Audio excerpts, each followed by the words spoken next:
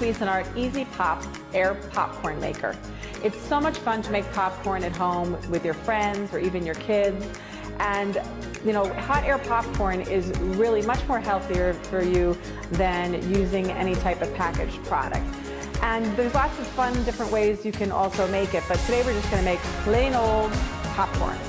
So the first thing we're going to do is, believe it or not, we're going to add the butter right to the top here, and it's going to melt while we're making our popcorn. We're going to take this out, add the kernels to the inside, and we're going to put it on. And then we're just going to wait a few minutes and we're going to have popcorn.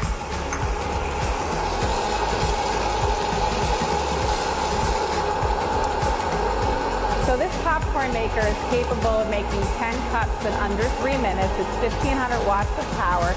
It comes in several different colors. And here it goes.